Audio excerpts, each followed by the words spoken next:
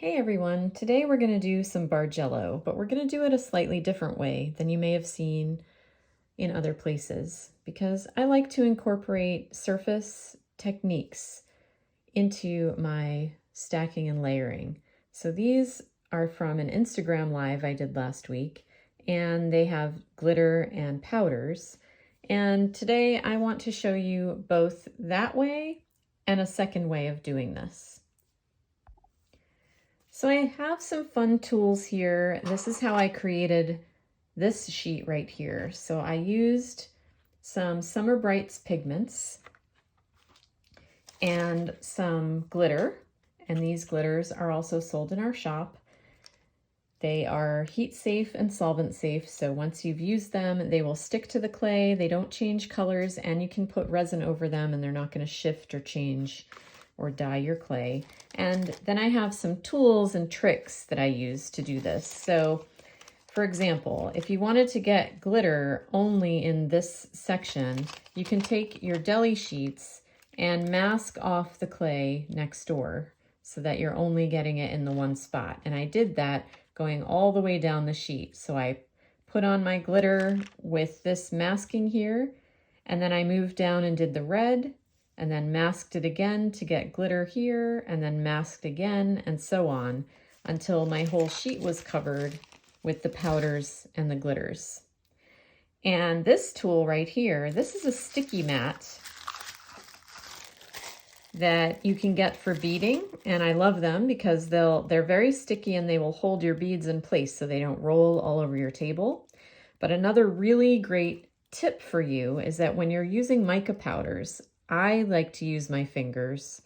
And if you're using a brush, like here's the brush that I'm going to use that I used the other day, this thing is super sticky and it will actually pull the extra out of the brush and off of your fingers. So all you have to do is tap it down like this, and now my brush is glitter free and all that extra glitter is trapped right here on the sticky mat. Okay, so I love these. These are really useful for this type of stuff around the studio.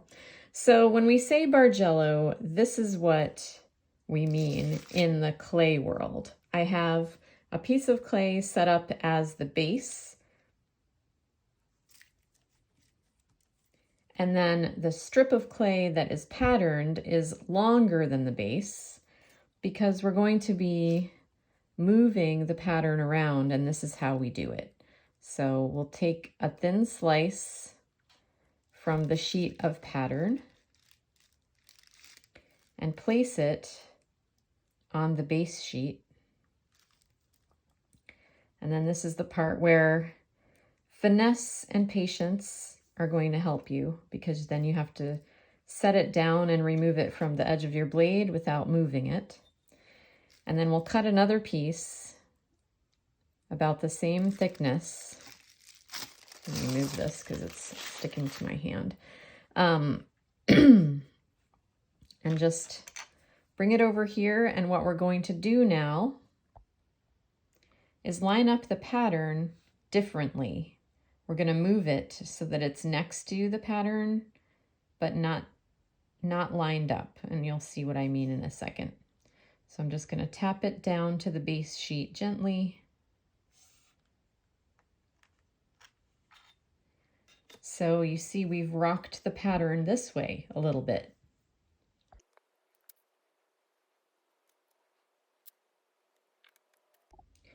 A moment like this is when you might want to grab yourself a tool because it might be easier, because tools are smaller than our fingers and can get into tighter spots.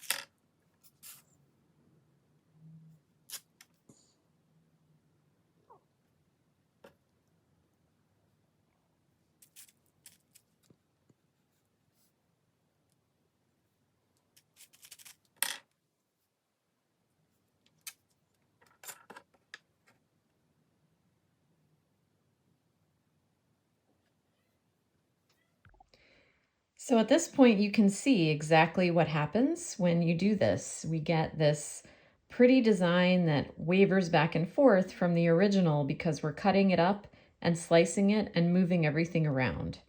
And then if you wanted to firm everything together, which I usually do at the end like this, you can take a piece of deli wrap and set it down and press over it with your fingers to get everything really firmly attached to the base. And then if you wanted to, you could take something to go over it to smooth everything out.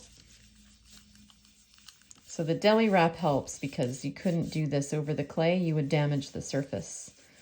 But now I have a bunch of scrap here, which I can use for other things. And then I have this sheet that I can cut up and use in a project. And it's really pretty. So how I'm going to do this to show you a different way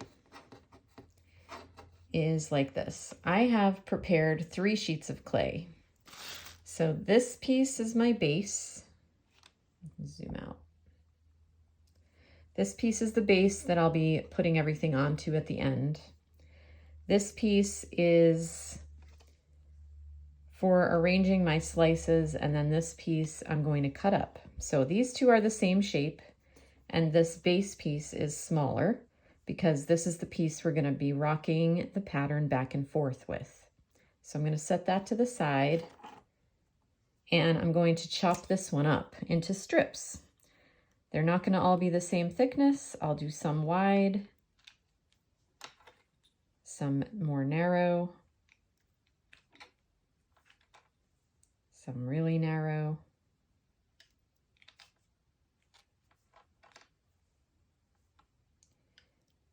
This can be random or it can be very well planned, just depending on your personality and how you like to work. If you want them to be all exactly the same, get out your ruler.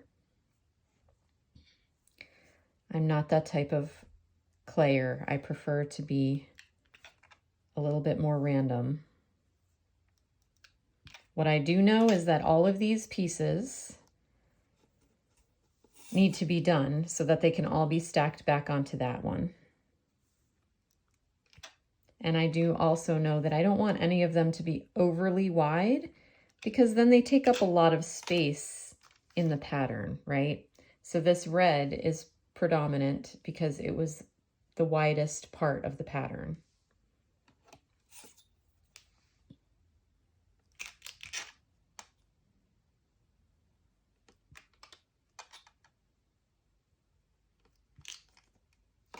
So I'm going to set this up here, and these are going to get surface treatments. So some of them will have glitter, probably some of the thinner ones. We'll do like maybe 3 in one color of glitter and 3 in another color of glitter. And then we've got these here to put powders on. So I'm going to get a piece of deli wrap for the glittering because that makes everything easier.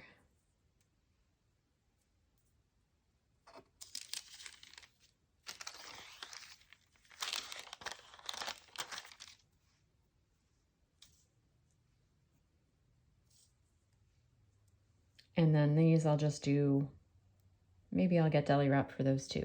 Okay. For the powdering, I'm going to use my greens and blues, and I have a favorite brush I like to use. This came from the makeup aisle at a discount store like TJ Maxx, and I like to buy them in sets because these small ones work really, really great for powdering your projects with micas, pan pastels, any of the powders that you might like to use. So they're great because they pick up a decent amount of powder and then you just spread them around right on the surface of your clay. The clay is tacky, so the powder sticks. It's fabulous. So we'll do a wide one and a narrow one with this blue.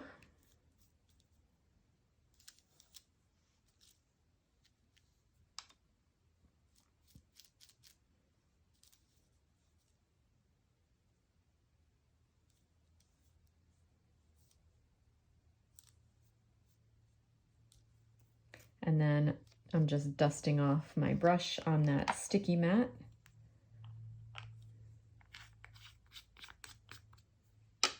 And I did drop a little drop of this, so I'm going to try to pick some of it off before I start spreading my teal color. So I'm going to go to the turquoise next.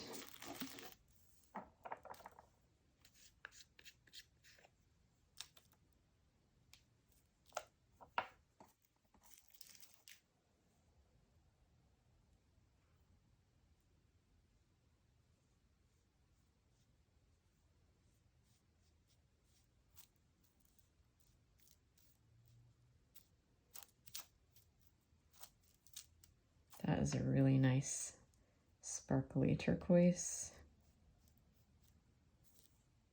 I like to use what's in the cap when I'm only trying to get a little bit.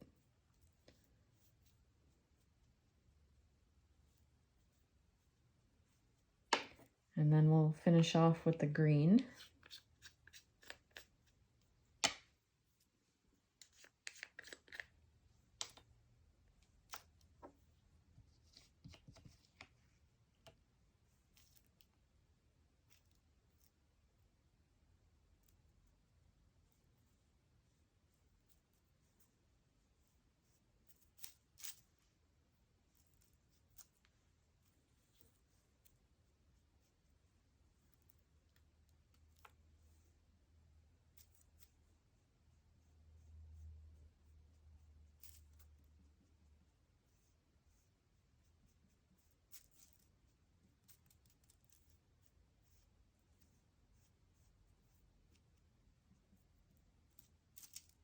All right, next we'll move on to the glitter.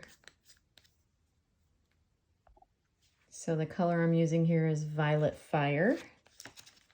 It's a pretty gold color. And I'm probably going to use my fingers. I'm not going to pour it on here because I don't want it to get under the clay. So you'll have to work out a technique for yourself. I don't want it to get like under, because I do want this to actually stick down to the base sheet when I'm ready to go here. So I'll have to kind of work on this. It's going to take me a minute, but I want the glitter to be firmly attached, so I am going to use my finger to press it on.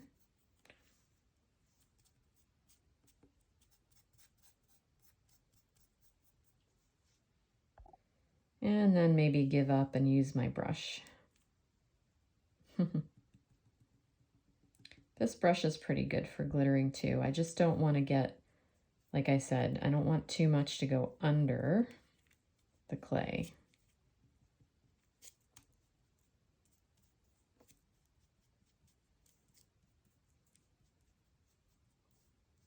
And I like to be a careful glitterer so that I don't have it everywhere, all over everything in my studio and getting on the floor. I like to be a responsible glitterer. Right, so there we have that color, beautiful holographic color. Get the extra off my brush.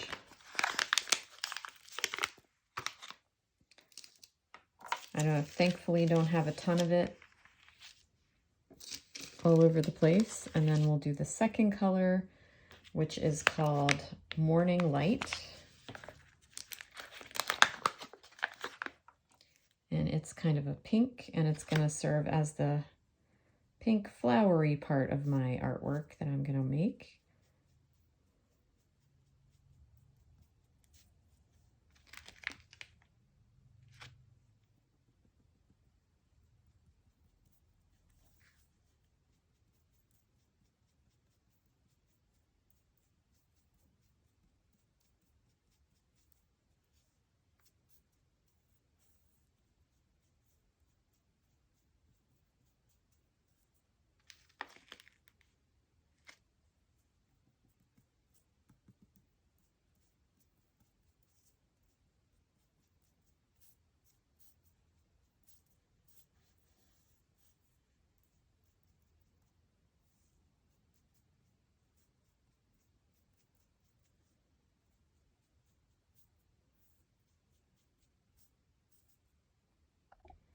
All right, so now that we have our glittered pieces and our powdered pieces and our base piece, we're going to start reassembling. So I'm going to lay these strips across here and butt them up next to each other.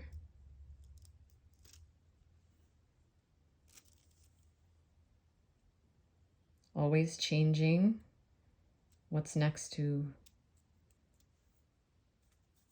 so that we don't want two of the same next to each other.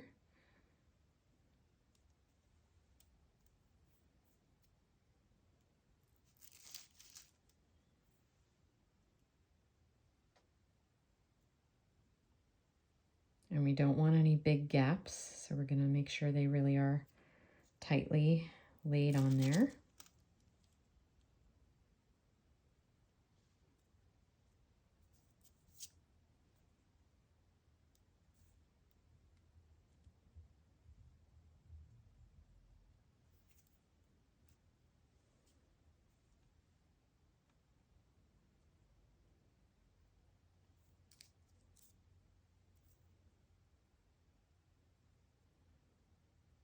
I'm not going in any particular order, although you can, if you want to be intentional, you can make specific patterns like stripes.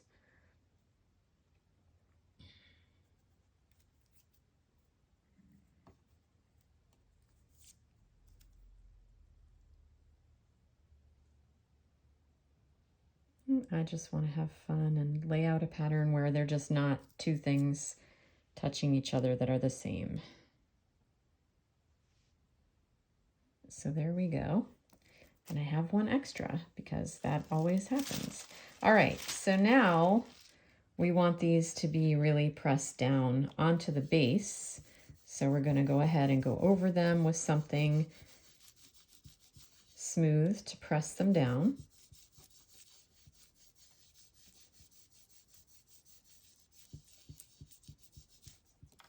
You can use your roller if you want to. That's totally fine. But notice that I do have my deli wrap here, okay? That's protecting the surface of the clay. So now I'm going to release this from the work surface because I've pressed it down pretty good.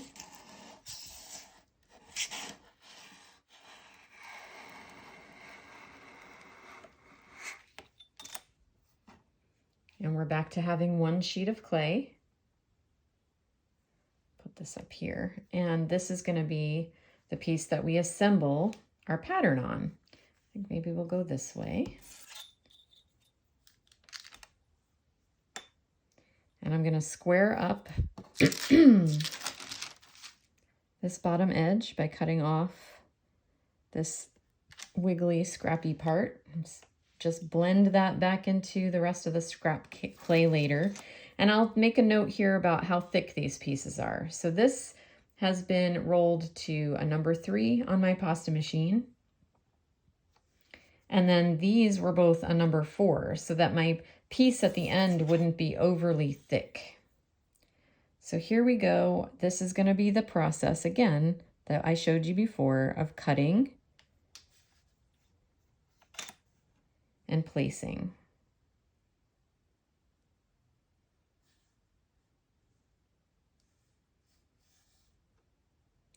And what you want to be careful of now is not pulling on it too much and stretching so that the gaps between your pieces become really visible.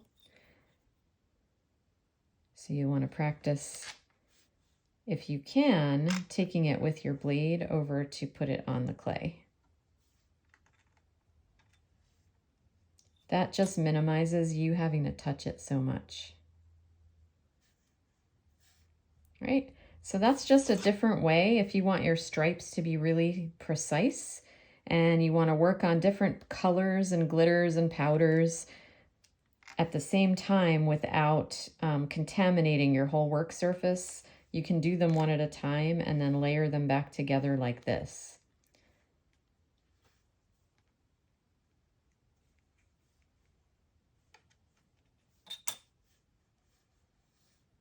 So it's just a different way of making the Bargello.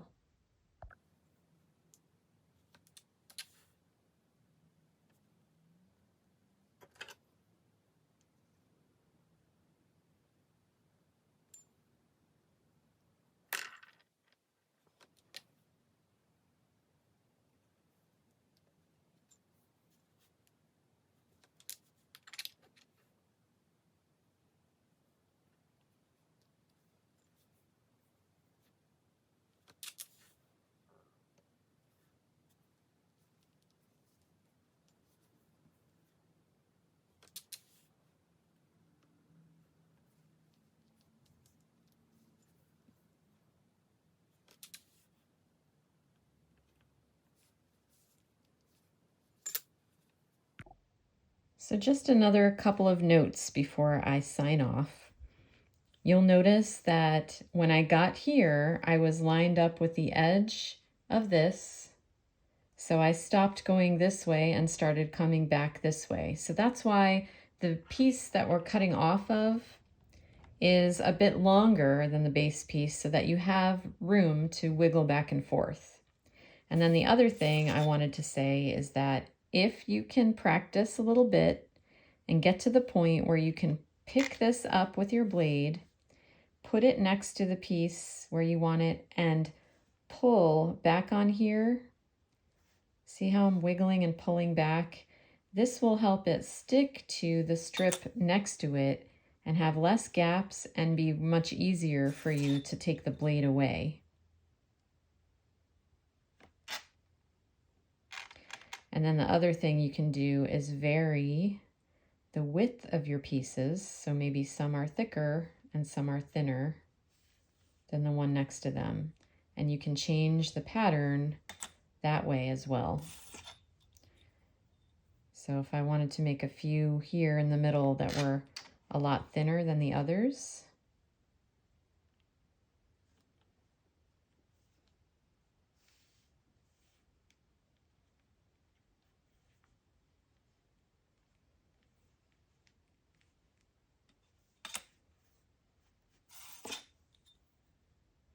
and see I'm getting close on the right side here to not being able to go in this direction anymore. The next time I do this, I'm going to have to start going back the other way. So I'm going to press this way against what's already there.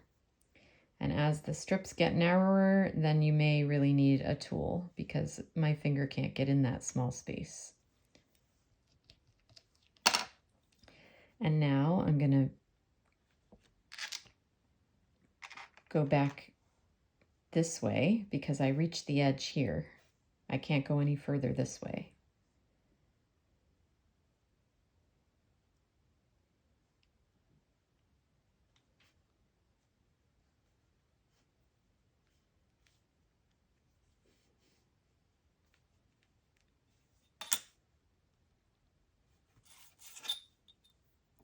And maybe I want to start widening them again.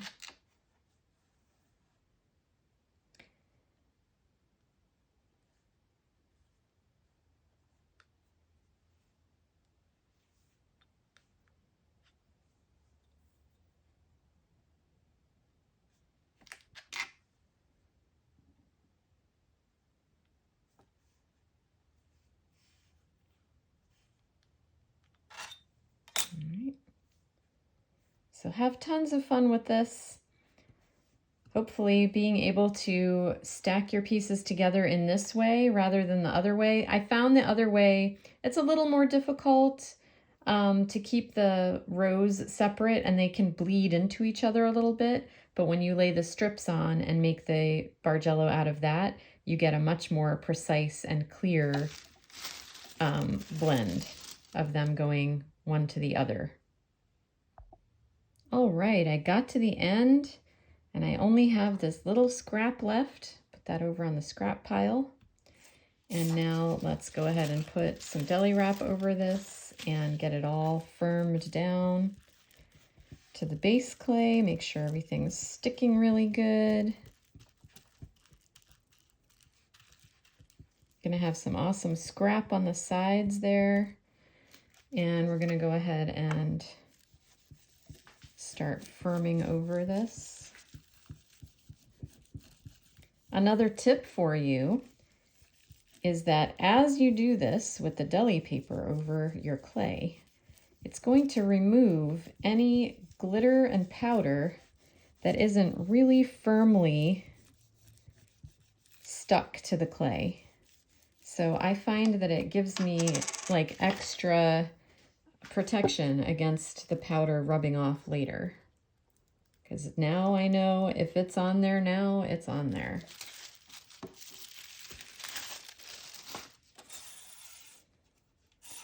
And we'll cut off these fringy bits on the side, and if you keep them like that, maybe you can use them for something else.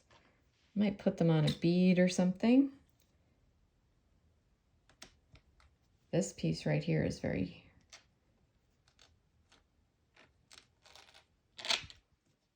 cool looking. See, like a little fringe. So I'll just leave those on the side for now. And this is my piece that I can use to make a pendant or whatever you want to make. It's a very pretty veneer. Enjoy!